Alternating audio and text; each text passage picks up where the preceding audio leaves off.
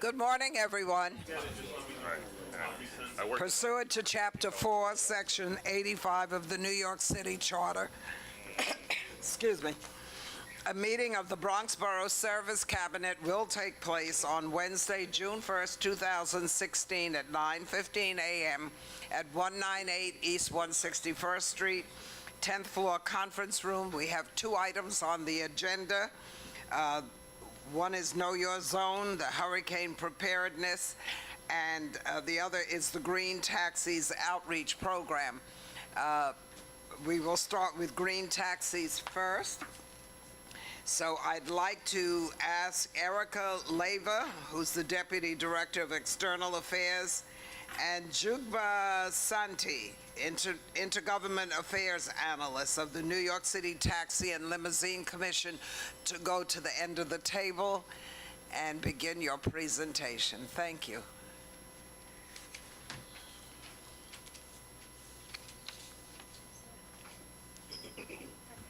All right, well, good morning, everyone, and thank you. I need you to talk into the microphone. Oh.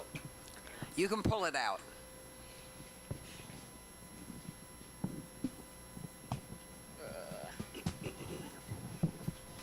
Okay, got it. Can you hear me? All right. Good morning, everyone, and thank you for having us here today to talk to you about the Green Borough Taxi Outreach that the TLC is planning to start this summer.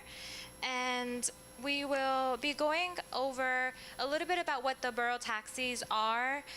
We'll give you a little program overview, talk about the service map, which is the areas where they can work. Juba will talk about our outreach plan, kind of what the goals are for that plan, what the timeline is, and then we'll open it up in the end for any questions that you may have or maybe any suggestions or comments. And so, what are borough taxis? I'm sure that a lot of you have seen them around your neighborhoods. They're the green taxis. They look very similar to medallion taxi cabs, just they're green. And the really big difference is that they offer safe and legal street hail service. So maybe many of you have been seeing a lot of the black cars around, and we have been very used to hailing them on the streets. What many people don't know is that that's actually not a legal way of them providing service to passengers, and so borough taxis offer that safe and legal service to passengers, which in areas like the Bronx really haven't been served by yellow taxis in the past. And what borough taxis offer is safety and security.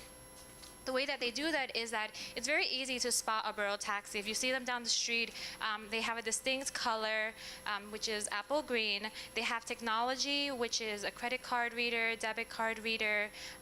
They have GPS, and they have a roof light, which allows passengers or possible passengers to see whether they're available or not. And they have exterior markings, so it's optional to have the base information or the car service information on it, and it's very easy for passengers to know if they lose their item, where that taxi cab can be, identified. They're also inspected and insured for the passenger in case there is some kind of accident. We can be assured, and the passengers can be assured that these vehicles are inspected and insured. There's that fares. A common misconception is that borough taxis are kind of like livery vehicles and you can just haggle for the price. They are metered if it's a street hail, and if you prearrange it, it's the cost that the base gives the passenger. There's no negotiating with the driver. The prices are set. They are all supposed to be on the meter. It's not optional. You can't go in and say, oh, can you put it off the meter? The driver can't tell you it's not going to be on the meter. It has to be on the meter. And it's very convenient. We receive a lot of inquiries for lost items, and in a borough taxi it's very easy for passengers to find these items because, like we said, it offers a receipt. You can identify the base. We have trip destinations, trip drop-offs, times, and it's also easy for passengers, in case they have a negative experience, to file a complaint, or if they have a positive experience, they can also commend the driver. It's also very convenient in the sense that you have the option of paying cash or with your credit or debit card. And again, if there are any issues with that payment, you have the trip record information. And just to go over what the service area map is, wherever you see green, that is where a borough taxi can pick up. The projector shows it a little bit differently. This area in Lower Manhattan, south of West 110th and south of East 96 is actually yellow. And that is an area where borough taxis cannot pick up prearranged calls or street hails. It's what we call the restricted area. But everywhere else, they can do street hails and prearranged, and where you see blue, they can do prearranged calls, but they can't stand on the taxi line with the yellow taxis and pick up street hails. As you can see, the livery and black cars, they operate the same way they have always operated, prearranged calls only anywhere in New York City, and yellow taxis continue to offer street hail service anywhere in New York as well. And the other thing to note is that borough taxis can drop off anywhere. And now I'll pass the time over to Juba, who will talk a little bit about how we can make all of this known to passengers. Thank you, Erica. Okay, so we have a plan for our outreach throughout the Bronx to kind of ensure that passengers have access to green borough taxis and that drivers are kind of more educated on what their responsibilities are as TLC licensees. So some of our goals are to increase community visibility, making sure that green taxis are in the community, that people have access to them, and then to educate passengers on their rights within a green borough taxi. So making sure that they know what the fare is, how they can pay, where they can make complaints or compliments about drivers, and then finally to educate drivers about potential fare opportunities and their responsibilities as TLC licensees. So with community visibility, as you can see, there's green borough taxis in front of the Bronx Museum, so making sure that they're more present within the communities and how we plan to do that is doing more presentations at community board meetings, bringing it to the public so they know more about green borough taxis, attending community events. So throughout the summer, there's lots of parades, street fairs, different types of community events, making sure that we have a presence there and people know more about how to access green borough taxis.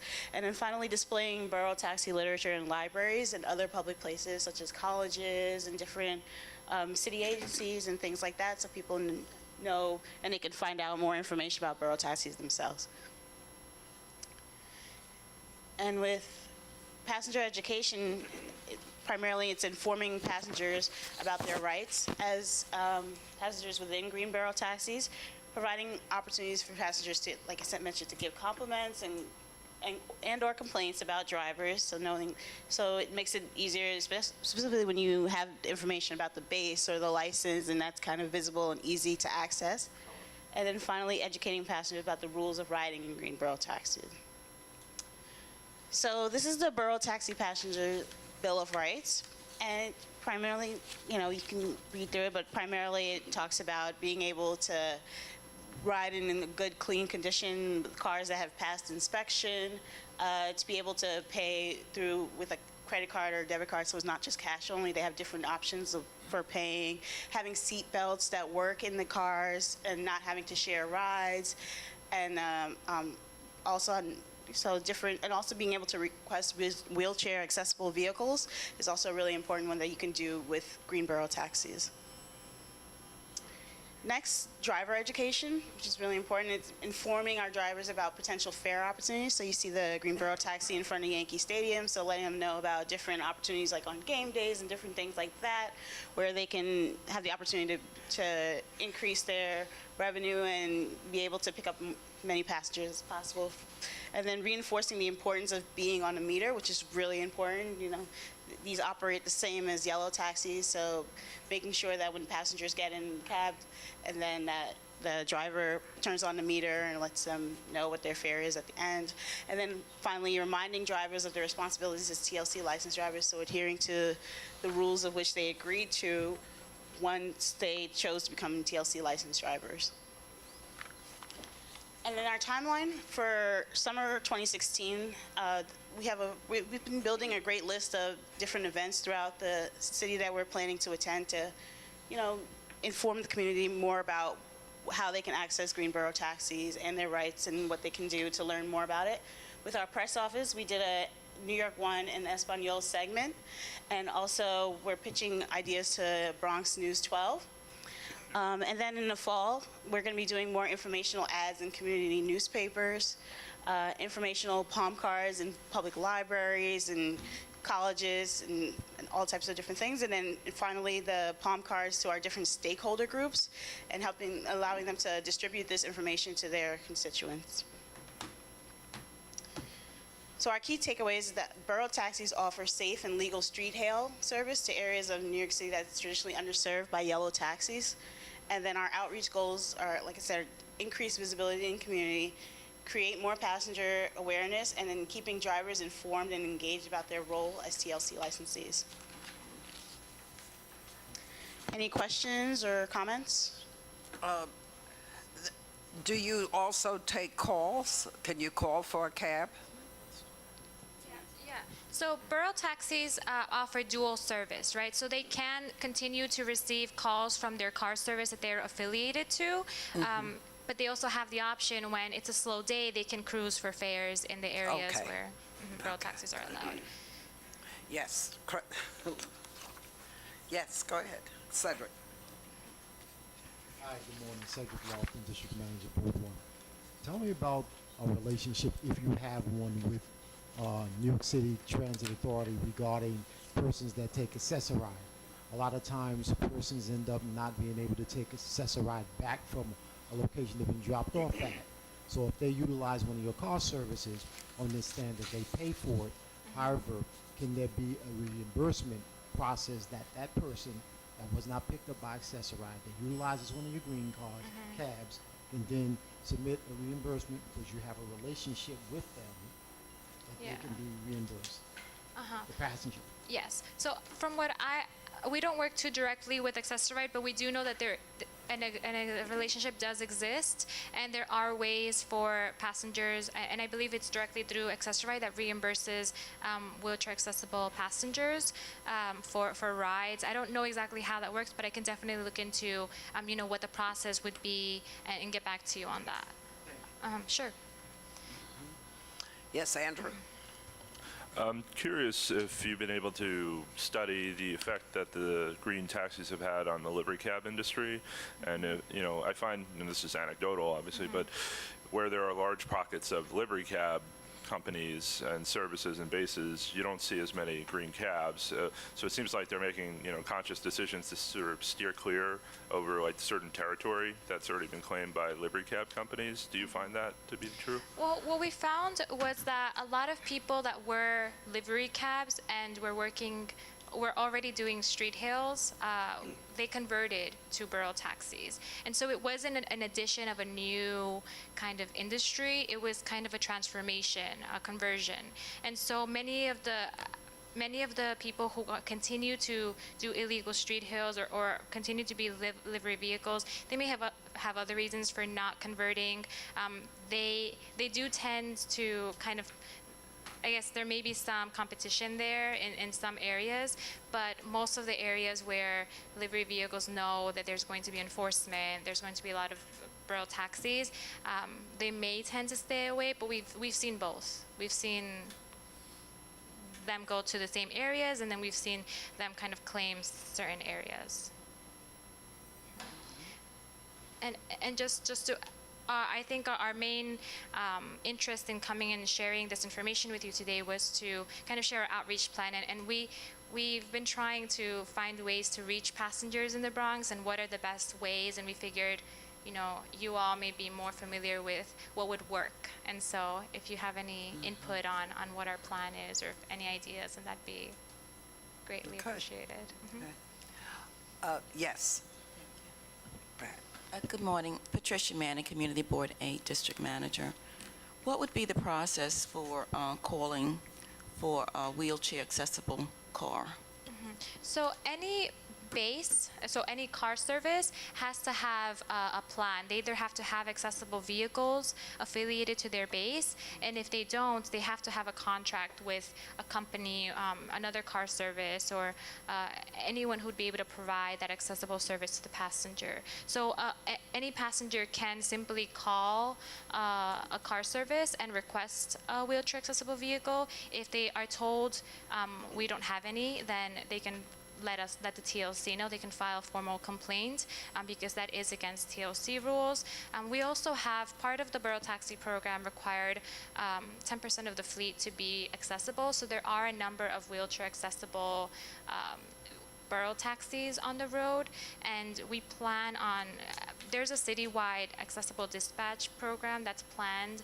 I'm not exactly sure on the timeline yet because it's very slow, but it is planned to be citywide. Right now it's only in Northern Manhattan, so the way that it works is passengers can call, there's a number or there's an app. There's many ways that they can get an accessible yellow taxi, and then so we're planning to roll it out so that it can be citywide and it'll cover green taxis as well. So there are several ways where passengers can, yeah. I can talk about also the 50%. So the TLC has an initiative where 50% of our yellow taxis will be wheelchair accessible vehicles by 2020. And then by 2024, 50% of the green borough taxis will also be wheelchair accessible vehicles. So it's really important. It's a really important initiative for us to have more access to wheelchair accessible vehicles. So. Okay. Now, do you have, because you said you wanted to get the information out throughout the borough, do you have literature with you, or can you send us literature? Do you have some sort of flyer or? Yeah, so throw Jua away? right now is actually working on a palm card. What we had in the past was a passenger brochure, and we used this when the borough taxi program was starting to get rolled out, and we were doing more outreach on that. But we found that it was very wordy. It was too much language on there. Some of the information is a bit outdated, and so what we're trying to do now is just creating a simple, maybe something like this size, a simple palm card that'll have the image of the borough taxi with basic information about, the meter must always be on. This is how the fare works. These are areas where borough taxis can work. And so we have we're still working on that. We're expecting it to be done by maybe the end of this week or the end of next week. But we can definitely send you some literature. We do plan on translating it to Spanish as well. I don't know if you believe there are other languages that we should definitely translate it to. We're open to it. Good. Please be sure that you put your website on it Yes. and a phone number And a so call that center. if people have questions, they can call. Are there any other questions or comments about green cars? Since there are none, thank you for coming in and sharing with us and for the information that you provided. Great. Well, thank you for allowing us Okay. to come. Our next item is Know Your Zone Hurricane Procedures. And we have a presentation by James Esposito, who is the Deputy Commissioner of Preparedness for the New York City Emergency Management. And I'm going to ask you to go down to the head of the table. Okay? Thank you for being here.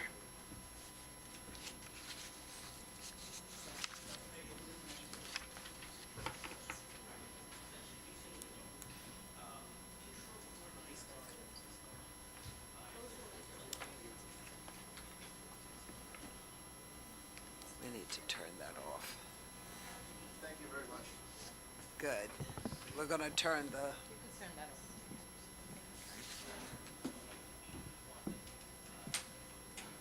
This is more of a discussion than a presentation right here. Okay.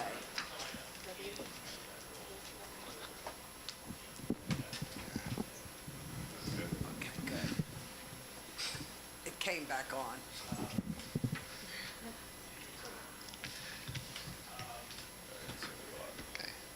Okay, great. All right, so I'm Jim Esposito. I'm the Deputy Commissioner in New York City Planning and Preparedness. I usually work behind the scenes. Yoka here is External Affairs, and she is out front pushing messaging and so on and so forth. Nevertheless, I work with local, regional, federal partners in preparedness. And we have over 43 city agencies, very, very capable people. And here in New York City Emergency Management, we're like the thread and needle. We put all of the plans together. We look at the risks associated with the various hazards that New York City and all of its boroughs may face. And we identify trigger mechanisms. We identify who is going to do what, wherein the responsibilities lie. And today we're talking about coastal storms preparedness. preparedness. When we look back to Sandy, back in 2012, when it hit landfall, it wasn't even classified as a hurricane. It was more of a coastal storm, if you will. We didn't have those violent winds. The threats that we faced during Sandy was more of a tidal surge than anything else. So we here in New York City Emergency Management, we're preparing for everything. Right now, we are preparing many New York City employees to staff our hurricane shelters, our evacuation centers. We have some 65 evacuation centers located throughout all 5 boroughs, over 450 shelters, and we need people to staff them, to run them, and to intake all of the people who may live in one of the 6 New York City evacuation zones who may be seeking shelter in these facilities. So this is ongoing right now. Nevertheless, we want people to be prepared. We want the folks out there who lie in one of the 6 evacuation zones that we identified throughout the city to be personally ready. We want them to stay informed, we want them to know their zones, and we want them to develop a plan. And along with that, in alignment with that, we are pushing out a lot of information. We have information on the New York City OEM web. We have tons of pamphlets and maps. I would like everybody to pick up their map and just take a look at some information we put together for you right now. If you look at the 5 boroughs, you will see, for example, all of the red. It is identified as Zone 1. Now, all Zone 1, these are the areas throughout the 5 boroughs that are likely to be inundated first before a coastal storm hits New York City. With the least likely to experience that type of flooding identified by the dark green color that has the 6 in the box. So all of our hurricane shelters, all of our evacuation centers are all located in the white zones, all outside of these 6 evacuation centers. But this is information that we are pushing out. This is information that we want all the residents throughout all of the 5 boroughs to know. Actually, this year, we are beginning a pilot program out in Staten Island where people will see new hurricane signs on buses, in train stations, on telephone poles, for example, replacing the old evacuation signs, indicating that high area, high ground is located in a particular location. We will also identify the location of the evacuation centers, the intake centers, and the shelters on these signs. But we're pushing out this new paradigm, if you will. We want people to be aware all the time, all year round, exactly what zone they live in. We ask businesses who may identify their particular zone to display it with an available sticker that they have readily access to through New York City Emergency Management. This will keep the zone information front and center. People need to be prepared. I live out in South Queens. Now, when Hurricane Sandy was barreling down on New York City, my wife had asked me, what should I do? I told her, put the car in a driveway. And that was the extent of my preparedness. Little was I aware of the significance of this type of storm. I had never seen it before. Having lived in a particular community for so many years, having sustained hurricanes in the past of the magnitude of Category 3s, and never did I ever see such flooding. And this was something different, this was something unique, and this is what we're asking people to do, is to be prepared, be aware that, hey, climate in fact is changing. I know there are a couple skeptics still out there, but when I see, the ice sheets of the North Pole and the South Pole falling into the oceans, I guess that water has to go somewhere, and it's coming to our shores somehow. And with a little bit of wind, a little bit of low pressure, this stuff is pushed on our shores, and we have to protect ourselves. We have to prepare ourselves. So We're asking people to be aware, and in line with this new initiative we have going on in Staten Island, we're working with FEMA. We're out in one of the parks out in Midland Beach. We identified a high water mark. We have a pole, and at a particular level, I think it's a 5 or a 6 foot level, we are showing the people, hey, this is how high the water came here in your neighborhood. So we're trying to hammer home exactly the threats that these folks may face in the event of these particular storms. In New York City emergency management, a coastal storm is one of our most complex of all plans because there's so many different issues involved. We try to look at the threats across the entire playing field. We look at homeowners. We look at commercial business. We're looking at transportation and infrastructure. We're looking across a broad spectrum. And all of these plans, all of our partners, all of our city agencies, all of our regional partners, all of our private sector partners out there are all coming to play. We're putting all of this resources into action. So we need people to identify the fact that, hey, I may be called to action. We want you to put a plan in place, we want you to stay informed, and we want you to prepare. We're putting, in Staten Island right now, as a kickoff to this effort, we're putting door hangers and information, as you see, these packages with all of the hurricane facts readily available at a homeowner's or business's fingertips. Communities can request tabletop information and presentation from New York City Emergency Management. We want to get out there in the community. We want to be part of the community, identifying what these threats are, what these risks are. And again, it's not just coastal storms. It could be hurricanes, it could be wind events. There are many threats out there. We have seen it in the past, and we're preparing for the future. So we want to work together. We want to be a partner with you. And with that being said, I'll be happy to take any questions. Okay. Did you have a question? Yes. Ken? Hi, how are you? Hi, Ken. District Manager at Bronx Ward 10, microphone. Talk into the mic, please. Hi, Kenneth Kearns, District Manager, Bronx Community Board 10. So I noticed on the map that we have City Island and it's all red. So I also noticed that the evacuation centers are listed here for the Bronx, and we've had conversations with the agency in the past about this, and one of the things that is a little troubling to us is that we're already over in the East Bronx, the extreme Northeast Bronx, and the nearest evacuation center for us, according to your literature here, probably would be Lehman College.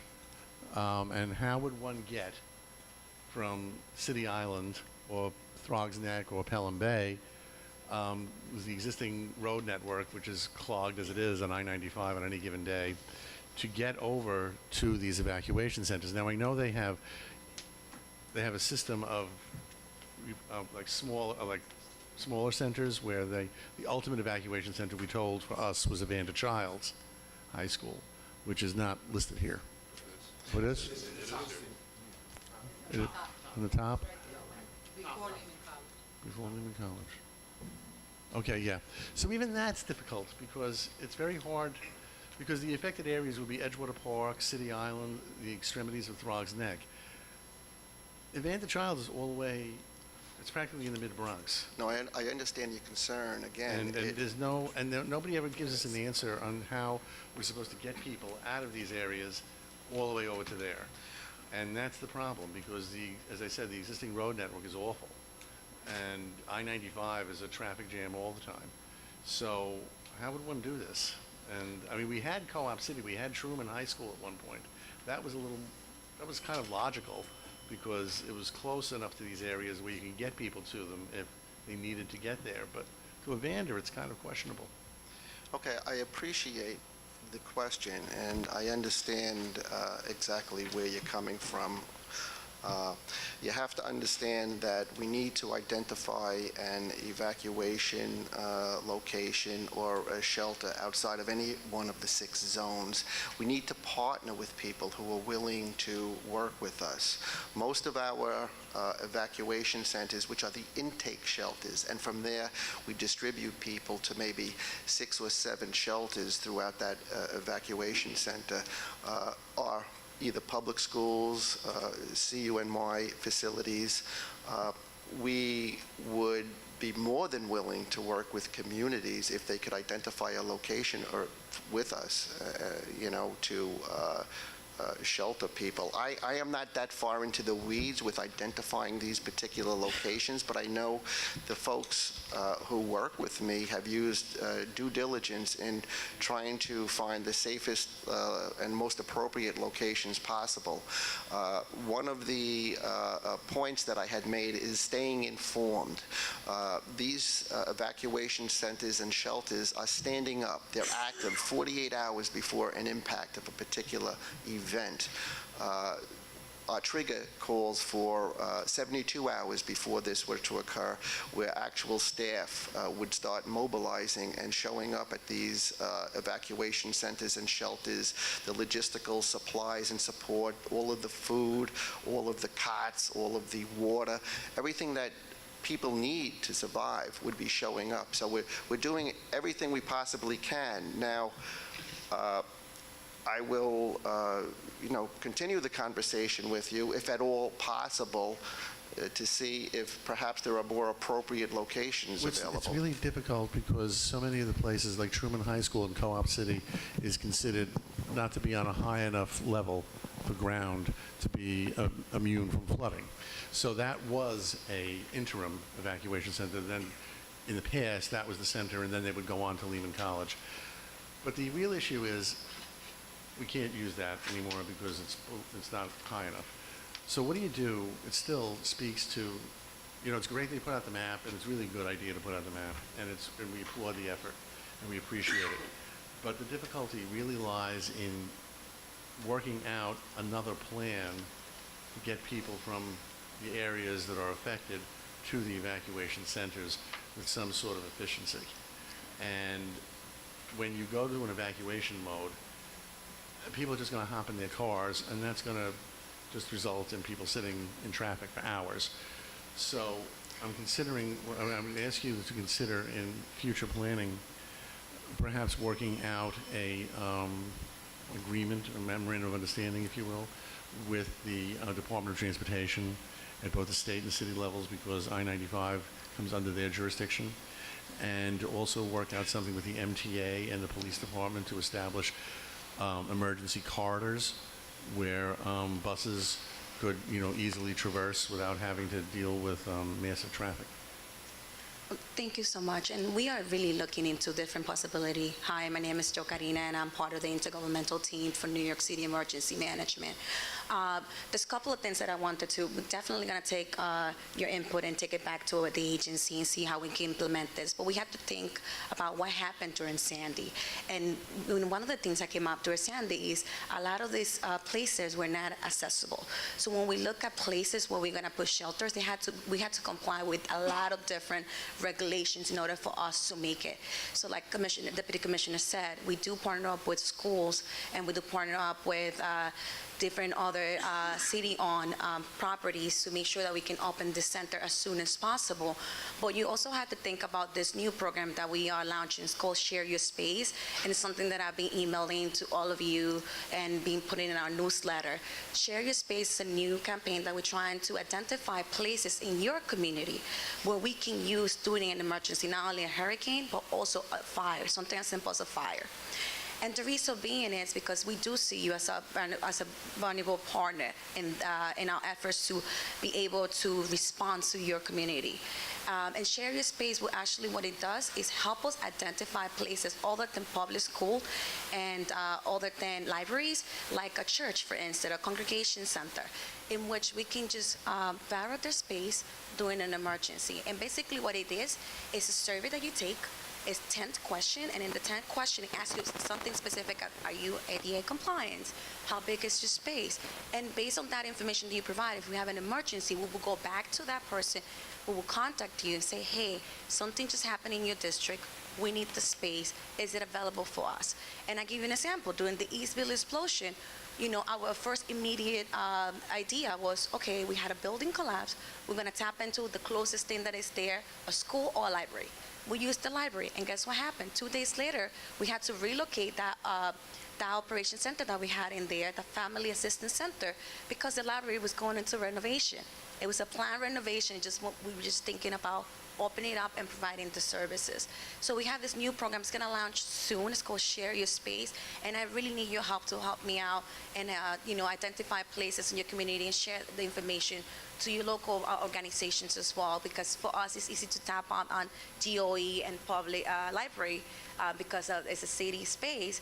But when it comes to churches and other areas, we have to explore different things when it comes to is it ADA compliance, and there's a lot of things that we have to make sure in order for us to designate it as a shelter. In addition to that, we're talking about evacuation center, but we have different other shelters, and I want to make the difference because when we go out there to the community, a lot of people think, okay, a hurricane is coming, we're going to be working within,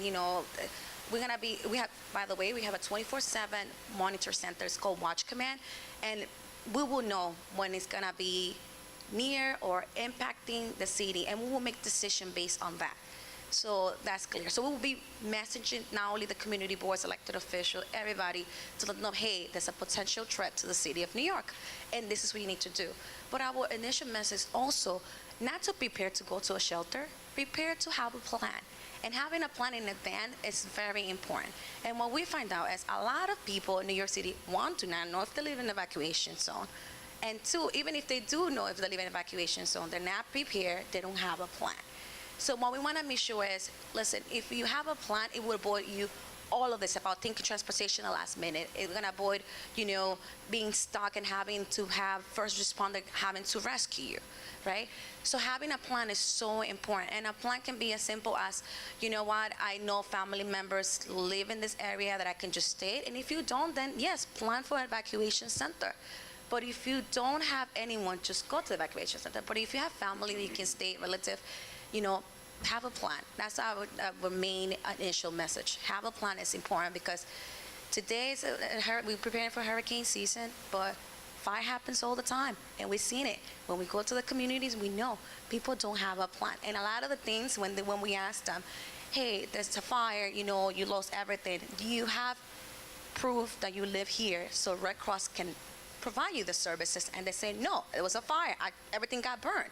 And that's when we say, you see, if you had a plan, you will have copies of all your documents in a place that you can just grab it and go. And I know it's difficult. We're not saying it's easy, but what we're trying to get into New Yorkers, you need to be ready. You need to have a plan.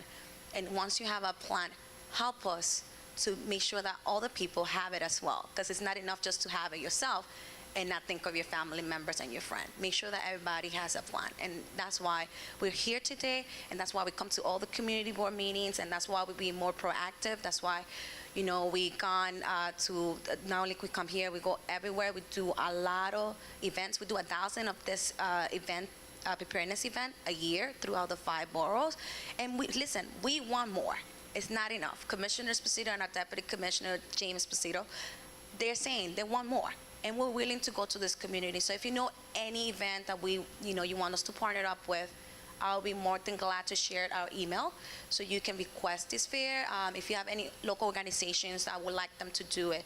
And it's different way. We can do the one-on-one preparedness, right? Or we can do organization preparedness for groups of people. And we even have a volunteer team, which is the CERT, Community Emergency Response Team, which is another way to getting involved in your community. So we have different information, different ways to get involved.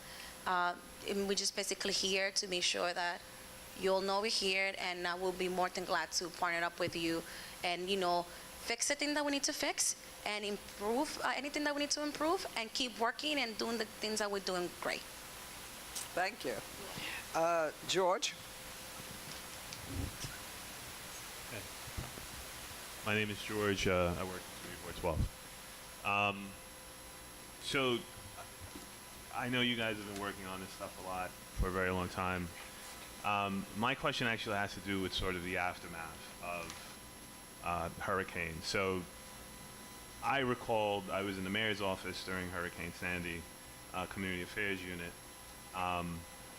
and I just recall how difficult it was because gas stations were fighting over gas, food sources were ridiculous. It was difficult to buy water at supermarkets because they couldn't get deliveries because there was no gas for the trucks to get here. What contingencies have you guys put in place? Because I think that's far more important than the stuff that you're discussing even here, because I live in Co-op City, I live in Zone 6. I'm most likely going to shelter in place, as did most of the people in City Island, as did most people. Most people are not going to go to an evacuation shelter unless you force them out of their homes with a gun. So I'm curious, what are you doing to protect New York City's infrastructure? Trains were down. I mean, we're 3 years later, we're still talking about trains that haven't been fully restored or services not been significantly restored because they haven't made infrastructure improvements.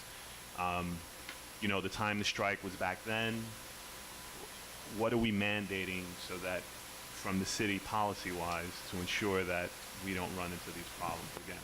Yeah, George, I appreciate the question. A lot has been done as far as supply chain logistics are concerned. We have a lot of city council bills that did not necessarily generate our activities on certain things, but it is more of a public reporting process right now. We're working with regional partners, with federal partners, identifying, for example, the gas supply. What happened?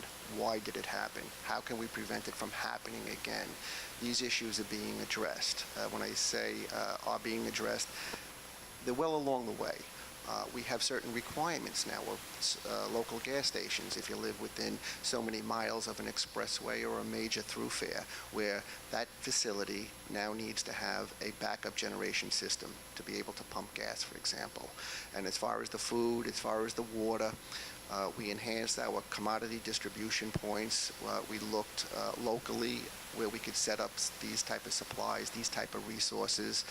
The city now has community response directors, if you will, where they would be a focal point for working with local communities on what the needs are. And we have contracts with very large logistical suppliers standing by, standing ready to support another Sandy type action. We learned a lot from Sandy. I guarantee, I grant you that. I mean, it was the likes of something we have never seen in the city before. And we're working diligently, not just us. I mean, I used to be in the FDNY. I see a lot of people here. I used to be the Bronx Borough Commander, so I'm not somebody from the South. I know, and with Ken, I will work with you, okay? I got some ideas in my head here, yeah. But I hear you, and I'm looking at the back end now. I was at the front end at one point in time. Now I'm looking at the back end, and they're doing a lot. Much to my education of how to support people. And that is what emergency management's mission is, not only working with the fire and the police on the front end, but looking at the entire back end right now. And a lot of people have been working very, very hard for the last 3 years to make sure that the issues, the problems, the challenges that we faced during Sandy will not happen again. Okay. Marisol? It's good to see you again. Same here, Marisol. So I know that there was a talk about plans and being prepared. So since you have different zones, I just wondered if there were different levels or different steps or different actions that people should be taking within those levels or those zones to get prepared. Because when you give them zones like that, they're like, oh, if it's 6, I don't really have to do anything. But in fact, they should have at least some minimal plan in place should it get to that point. So just wondered if that was something that you're also considering as you're moving forward and sharing information. Yeah, again, the map is meant to show your level of the level of threat that your community faces. Certainly, if I were in a dark green zone, I would not want to be lackadaisical. I mean, little did we think prior to Sandy that we would sustain such devastation. Anybody in a zone that has some type of a color associated with it on our maps, we would strongly urge them to make necessary personal plans. I mean, personal plans could be, okay, it's me and my wife, I got to worry about my wife, I have to go to work tonight. Or me, my wife, my 2 kids. Okay, now I got to worry about my wife and my 2 kids. And if I have a St. Bernard there, okay, now I got to worry about the St. Bernard and my parakeets as well. And if my grandma is living with me who has some type of an access or a functional need, disabled or whatever. Now I have to worry about her and my neighbor across the street. So this is the information we're pushing out. We don't want anybody to be resigned to the fact that, okay, I'm here, I live in a zone 6 and I'm safe. We're telling you, no, you're not. So that's the message we're pushing out. We want everybody to be prepared. William? William, Community Board 9. I was interested in the CERT program. I looked on the website and I saw they're based out of San Community Board certification. Is there a criteria that you look to base the CERT program? Okay, I'll let Yoker answer this.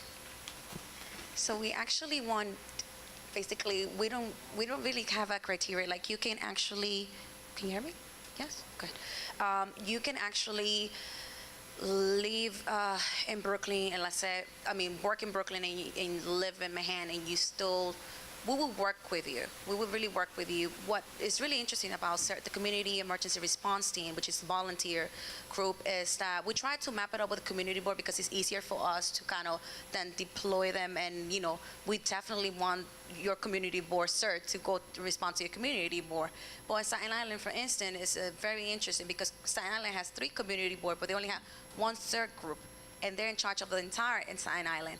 So what we try to do, we try to partner it up like that, so it's easier for us to deploy them during an emergency. And we do tap to cert a lot, not only for the Ready New York presentations where they go out, give out flyers. No, believe me when I tell you, the request for cert is very high in demand. So we basically, what we ask people, if you're interested, just go to our website, sign up for it. It's a 10-week training, and it's a very intense training. They teach you from everything, life rescue, to how to extinguish a fire, which is very interesting because I have a fire extinguisher in my house and I never used it before until I went into this training, and it's very good to know these things. But they teach you everything, life, traffic control. And once you graduate, you can, we will assign you to your team, but we're willing to work with you. But we want to make sure that it's based on your community that you live at least, because then it will be easy for you to respond. So most of the time, like when the building collapsed, we were asking CERT team on that area to be there and ready within an hour, basically. So if you live in Brooklyn and you work in Brooklyn, but you want to serve in Manhattan, CERT, it might be difficult for us to kind of, make sure that we have the response that we want from them. That's why we try to keep it based on where you live. But if you have any CERT member that want to, anyone that just want to go check the training and they want to be assigned, if it is not that commute different, we would probably work with it and make sure that they're assigned to the community board and the community district that we have designed for them. Okay. Ken, you had another question? Very quickly, when Sandy hit City Island, they were asked to evacuate. They were given an opportunity to evacuate. The police came with a bus to evacuate Pilot Cove Manor, which is a citizen development. Nobody went. The problem, as George had pointed out, is that people are not going to leave unless, I don't know why. I mean, I don't know, for me, if I was told to leave, I'd go. But the difficulty is that people don't. And I'm just wondering, and it may sound far-fetched, and maybe going out on a limb here, maybe the agency and the city should embark upon an effort to retain some medical advice on how to, psychological counseling on how to get people to go, because if this is really bad and they're not going, we're going to have Katrina all over again, and that's awful, and we can't have that. And also, if people really need to go, when they do go, if they have pets, they really need to take them. So are the shelters pet ready? Yes, you can bring your pet to a shelter. They do have professional animal care personnel who can take care of the pets, yes. As far as, you know, somehow coaxing people to leave, I know that my wife certainly would leave now. You know, at one time, people felt secure in their homes, and that now has been disproven by Sandy to so many people. I don't think we would have that large number or that contingent still sheltering in place, certainly if you went in one of these evacuation zones.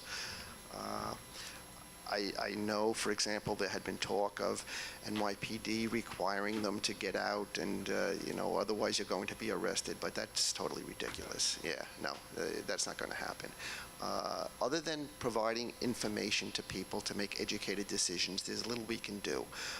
I know when Sandy was rolling around, my commissioner at the time in the fire department made a decision, okay, we're going to be out there if people need us. And we were out there. They were out there up to their chests and even higher on boats, doing everything they possibly can, high water axle vehicles to rescue people. Nevertheless, we had 42, 43 people throughout the 5 boroughs were killed during Sandy. They drowned. Some in their basements, some with homes being washed away.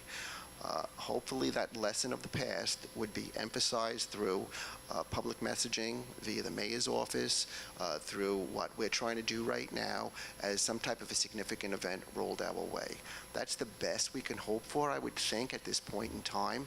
I don't know if medical personnel, psychologists, what type of message that would necessarily be to coax people out of their homes. People feel secure there, that's a fact. I don't know, other than what we're possibly doing now through outreach, through external affairs, to get people out of these dangerous areas. Cedric?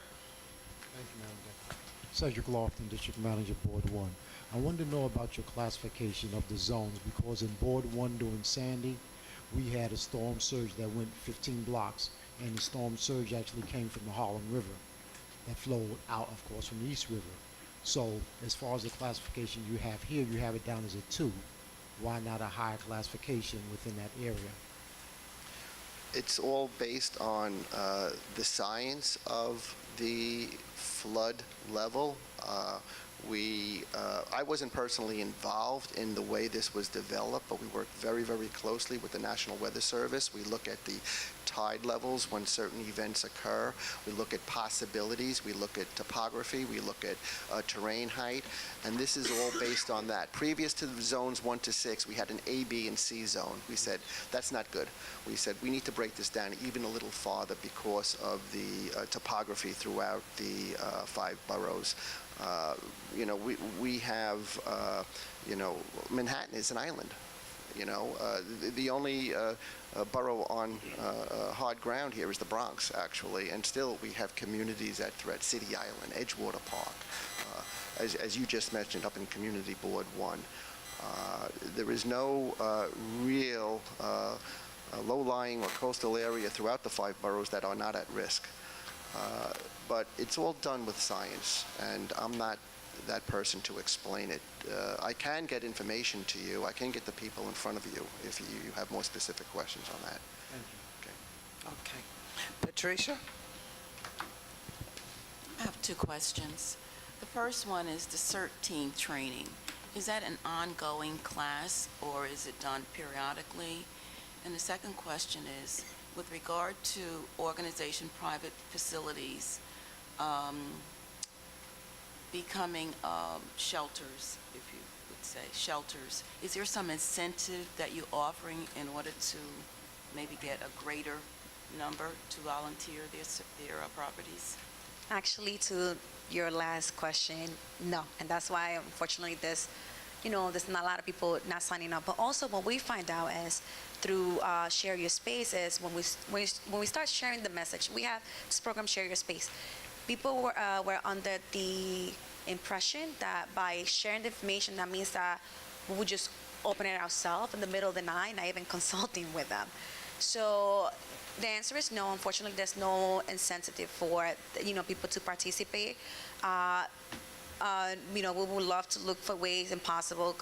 Most of our budget comes federal money. We would get really little money from the city. So we would love to, but right now we don't have that. And I think also in part, the reason why we have very low number is because one, we're trying to figure out how to share the information.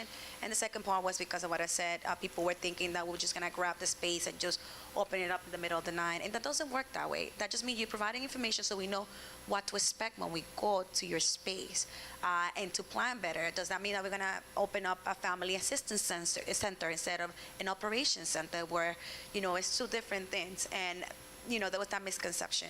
As for the first one, for the CERT team, then we had different, different schedule training for them. Once you sign up for it, it would tell you when is the next one. Right now, I know for the summer, we have something special, which is instead of taking the 10 weeks training, it will be a 5 weeks training, but it's twice a week. So you have to make it to those. And that's for the summer season, but we have it periodic. I think it's 4 per year. And this year, we have a very high number of CERT members, class graduating this year, so that's really good. Okay. John? Good morning. Yeah, I'm in Community District 3, Morrisania, Melrose, Claremont, Crotona, Parkins. IS 98 is the evacuation center in Ward District 3, but it's not colored. So you got 1 to 6 zones, right? If you have a zone that's white, for all intent and purposes, does it meet the threshold requirements of what would be a 6 zone, or how does that work? Yeah, that's a safe zone. In other words, based on our scientific study, that location is a safe zone. In other words, not even a Category 4 storm with the associated winds or water surge would affect that location. You said safe zone? Safe, yes, you All are right. safe then. Okay, and that is the location of our facilities. We look to identify those locations that would not be affected with a Category 4 hurricane hitting New York City. Right. So for all intent and purposes, anybody who was in a zone that had to be evacuated, who went to IS 98 as an evacuation center, for all intent and purposes, those individuals would be outside of that safe zone? No, they would be outside of the danger zone. That facility, the evacuation center, is a safe location. Right. It would not be susceptible to any type of a water surge or any type of a flooding. So event. anybody at IS 98 would be coming from outside of that area, for all intent and purposes? Yes, anybody in zones 1 to 6, we would ask to either make personal plans where you would go to a relative's house identified in a safe zone or farther north in Yonkers or Westchester. But all of our facilities, whether it be an intake evacuation center or any of our shelters, are all located in what is a non-colored area here on this map. Gotcha. Okay? Thank you. You're welcome. Okay, are there any other questions or comments? I want to thank, yes. I'm sorry, I forgot to mention, we've been sending out this information. We sent last year, I believe, package to all your community board with materials. So if you have any material, if you're running low materials, please let us know. We would love to provide you more materials. You can request it using the intergov at oem.nyc.gov. That's how you request this material for the community boards. Also, I brought posters. If you would like to take one, please feel free. We have a couple of them, and this information is in different languages. So if you want it in any language, just make sure you let us know how many materials you want and in what language, so we can provide it to you and we will mail it to you. And if you want us to do any presentation, we're open for that. Just let us know 3 weeks in advance, because we have to basically get the right staff to make sure that they get there for you. And we really appreciate the Board of President's Office for always letting us do this presentation and always, letting us partner with them, actually, I should say, to be there and make sure that we put out the message. So thank you. Okay, thank you, thank you. I want to, first of all, be sure to take the posters. I see some of you are. I want to thank both of you for coming in this morning. And giving us a clarification of all that you are doing to keep us safe. And thank you very much. Thank you.